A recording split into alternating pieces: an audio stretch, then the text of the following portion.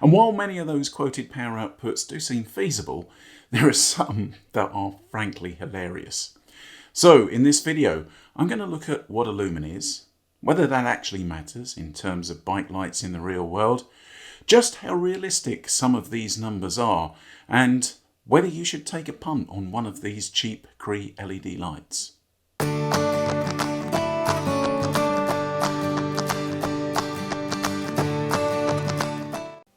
Hello again YouTube, and welcome to winter 2021. So as the clocks go back and the days get shorter, I've been thinking about bike lights, especially in relation to my mountain bike, because I use the mountain bike quite a bit in winter. I'd much rather be on a wet or icy trail than a wet or icy road, if you follow my drift. And as somebody who used to train early in the morning, and now probably trains much later in the day, lights are an essential. And for years I've had my go-to setup, which is this old Magic Shine MJ 870 front light. I've had this, goodness, I must have had that getting on for 10 years now. And I used to combine that with whatever rear light I could. But obviously, riding on the trails, you don't just want a light on your bars, you want one on your helmet as well to act as a spotting light, because you want light going where you're looking as well as where the bike's pointing. You know, you're coming up to a sharp deviation in the trail, obviously your bars are going to be pointing in one direction and you want to be looking for where the trail goes. So obviously, you know, a spotting light on your helmet makes sense. And for years, I've used just this cheap eBay, what was this Cree light thing? You see these all over eBay and Amazon, you know what they look like. Anyway, after all of the disruption that we had this year, somehow I've misplaced the charger for this. Now, I'll be honest with you, the charger that came with it was never really something that inspired confidence in conjunction with the battery pack, and it was certainly something that I would never leave charging on its own. And the light was only 12 quid or something like that, so I thought it's probably time for a new one. And I took myself off to the spiritual home of the cheap bike light, Amazon.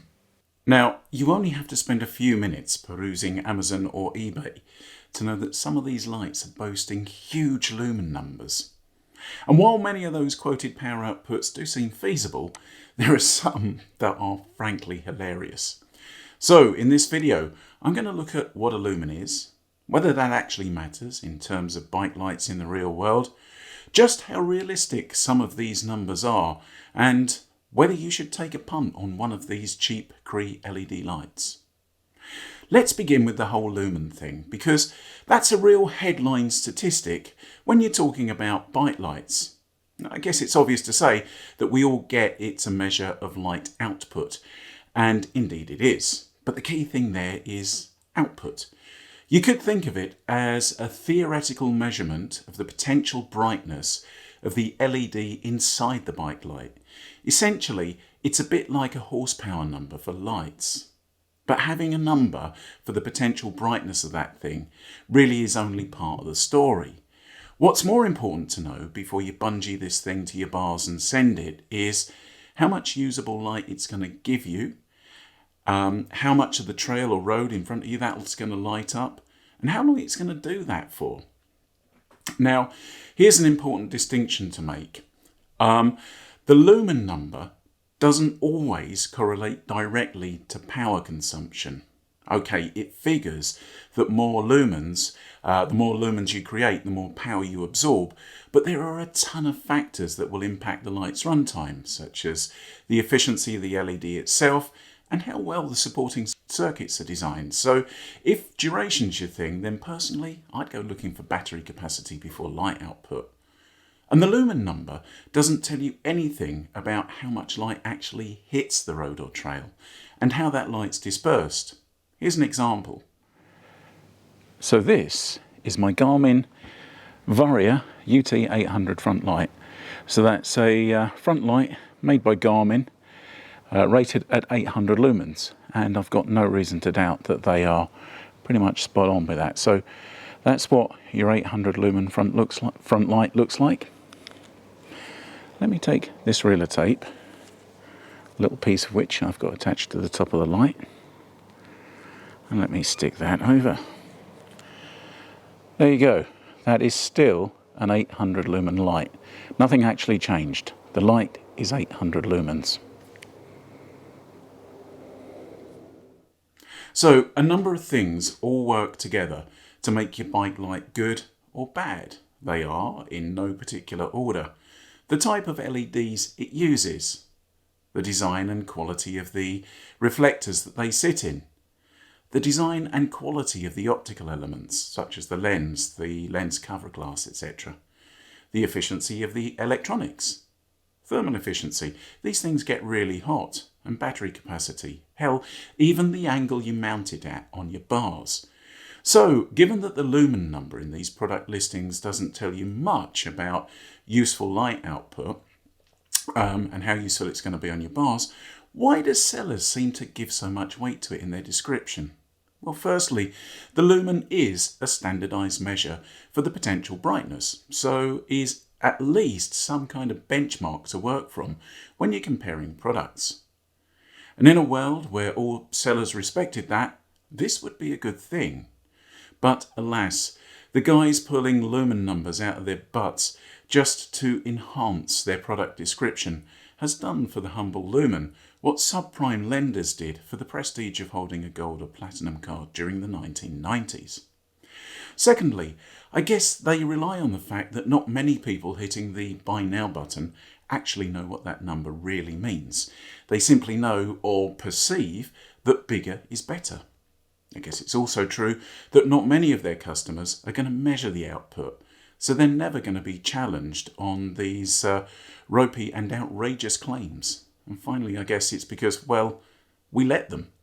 Until I started putting this video together, I'd always assumed that the numbers I saw in these product descriptions on Amazon and eBay and the like were probably based in fact, and I'd always go looking for the biggest lumen number if I was in the market for a bike light, even a flashlight or even a head torch.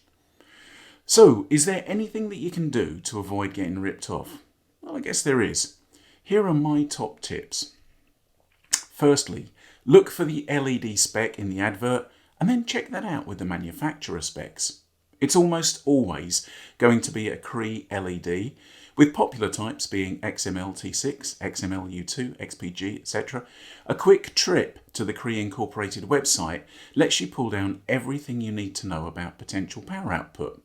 So, if for example a seller is listing a light with two Cree XML-T6 LEDs and claiming a power output anywhere north of, say, 2100 lumens, then that's probably a work of fiction, given that Cree state a maximum output for that family of LEDs of 1052 lumens per LED. Secondly, read the reviews and only be drawn towards higher scoring lights, and don't take those reviews at face value. I'd always cross-reference the Amazon listing with fakespot.com. Finally, you will always be better buying from a brand you know or at least have heard of. The big guys like Ketai, Lezyne, Bontrager, they've all got nothing to gain from overselling their kit. Generally speaking, they build it right and they price it right. But I guess that if you are on Amazon looking for a cheap light, then you're probably on a budget. So, putting myself in that position, I shelled out my own hard-earned to buy one of these lights and give it a real weld test. Now, the light I went for is this one. This particular light is branded Nestling, but you'll see this exact design used by numerous sellers, so it's obviously just some generic product that gets rebadged. Looking at the Amazon listing, you can see that they're quoting 5,000 lumens on this one. Red flag! A quick look at the Cree website confirms that this is indeed one of those 1052 lumen LEDs, so 2 would give you 2100 lumens tops. Another big red flag for me was that the stated output seems to grow the further down the listing I get, having shot up to 6,600 just a little bit further down the page from the headline. They also quote the LED as an XML-U2 in the title, and then later on in the same ad they switch to XML-T6. It's a small detail, but the T6 is ever so marginally less powerful than the U2. So there are red flags all over the place in the ad, and I know it's not going to give me anywhere near the stated lumens, But what the hell, it's only 20 quid. Now, on receipt, I have to be fair and say that they've done a nice job with the packaging on this. It comes in a smart shipping box with the brand logo on it, and they even throw in a rear light for good measure, even if it doesn't work. It also comes with this handy USB charging cable. And you know what? I feel more comfortable about that than some of the flimsy AC wall chargers I've had on this sort of light before. The battery pack is plastic encapsulated rather than in one of those little nylon bags, and there are some nice touches such as the locking connector between the battery and light. It's pretty usable too, with a battery level indicator on the back of the light unit and some well thought out design touches, such as the way it first turns on at its lowest setting rather than maxing out the moment you hit the power button. And merciful heavens, it does not have that ridiculous strobe setting you get on some of these cheaper lights. On the trail, as you can see here, it does a respectable job of lighting up the way for you. And the light is a nice crisp white, I like that. One thing you can see though, is that the beam is very narrow, which seems to be a common trait with these cheaper lights. So personally, I'd say it would be better as a spotting light for your lid, and that's exactly how I'm going to use it. But you know, if I only had 20 quid to spend on a light for the trails, I'd really have no complaints about this. And there's the thing. I honestly didn't make this video to trash these cheap lights, because actually, you know what? Some are pretty bloody good. They use really, really bright LEDs, and for the money, they're often amazing value. I just wish these sellers would keep to the facts rather than trying to pull us all in with these rogue descriptions. These lights really can open up the nighttime trails to anyone on a budget, and that's a good thing. But please, Amazon and eBay sellers, stop treating us all like fools. Stop including gimmicky rear lights that are more trouble than they're worth, and put your efforts into making solid products that sell themselves on their own merits without some ludicrous stated power. So thanks for watching this one, YouTube. Interestingly, I have just been asked to review some lights for a bike light company. So that'll be interesting. There's quite an interesting review of a light I've already done, actually, the Click rear light. I'm getting another one of those sent to me, which I'd like to be able to check the group connectivity between those lights, because you can connect those lights so that they flash in sync and stuff like that. I think that'll be really nice to test. But also there's a new front light coming from the same manufacturer that I'm quite keen to test out as well. So watch this space for that. Anyway, thanks for watching this one, YouTube. Ride safe on these dark mornings and evenings, and I'll catch you in the next one.